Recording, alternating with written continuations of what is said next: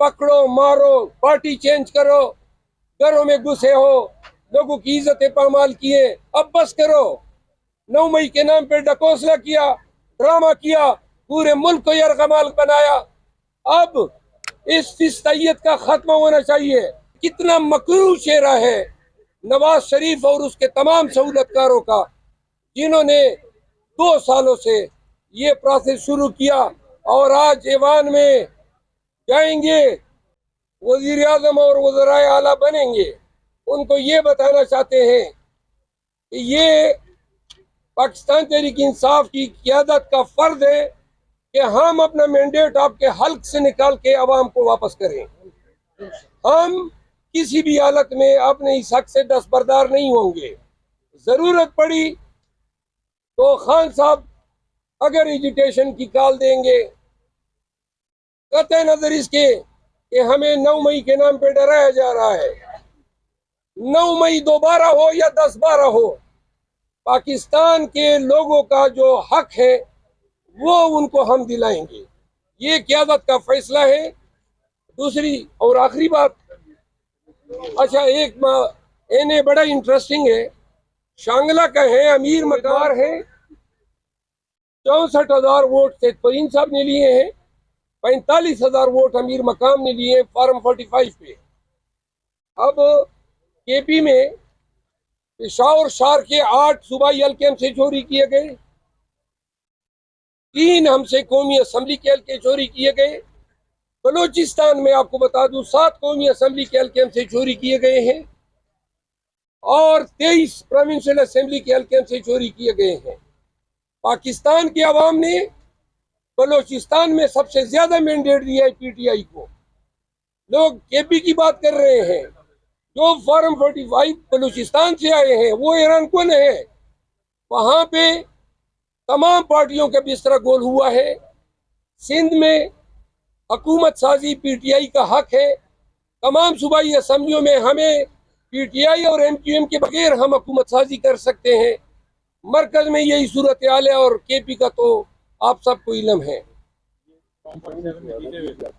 ये आपको एक और भी अर्ज कर दूं, हमारे 7 हल्के ऐसे हैं जो फॉर्म 47 में भी हम जीत चुके थे, उनको रिवाइज किया गया।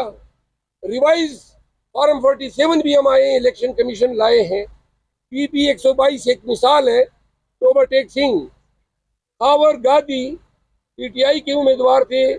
फॉर्म 47 के मुताबिक उन्होंने 71,414 वोट लिए। अब नया जो फॉर्म 47 बनाया वो 233 वोटों से हार गए हैं। वादे कर दें कि जो लोग नून के आ रहे हैं, राना सनाउल्लाह और साद रफीक, जो इनके स्टालवर्ड्स हैं, वो अब नवाज शरीफ को ये कह रहे हैं कि हम क्यों नहीं जीते हैं। उनकी भी शिकायत अनकरीब आपके सामने आएंगी, क्योंकि जब नवाज शरीफ इन तमाम हलकों पे कादिर था जितवाने पे, तो शायद वो इन लोगों को अपनी टीम में नहीं रखना चाहता था, तो इनको उन्होंने हरवाया है। यानी उनको जितवाया नहीं है, हरवाया तो आवाम ने है। मैं आप सबका मशकूर हूँ। इलेक्शन कमीशन में कल और परसों के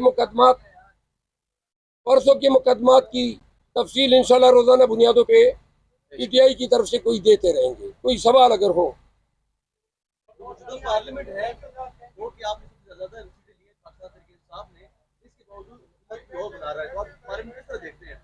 मैंने बता दिया, अगर पाकिस्तान में बुनियादी हकूक और पाकिस्तानियों की आज़ादी, पाकिस्तानियों का हक रायदही, पाकिस्तानियों को हुकूमत साजी का जो हक है, क्योंकि ये हक अवाम को हासिल है, अगर ये सारे हकूक बशमूल नवाज शरीफ को बरी करने के, ये तमाम हकूक अगर ये तमाम हकूक ये दे दें,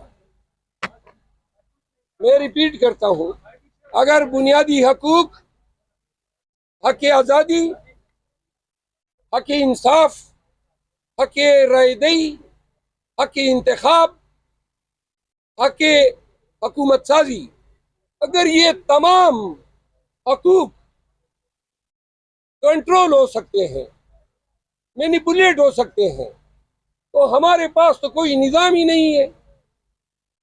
ये तो फिर मुल्क नहीं है, जंगल है। जो लोग ये कर रहे हैं वो उसके नाखुन लें। पाकिस्तान को तबाही और बर्बादी के रास्ते पे 2 साल से आप लोगों ने गामजन किया हुआ है। पकड़ो मारो, पार्टी चेंज करो, घरों में घुसे हो, लोगों की इज्जत पामाल किए। अब बस करो। 9 मई के नाम पे डकोसला किया, ड्रामा किया, पूरे मुल्क को यरगमाल बनाया।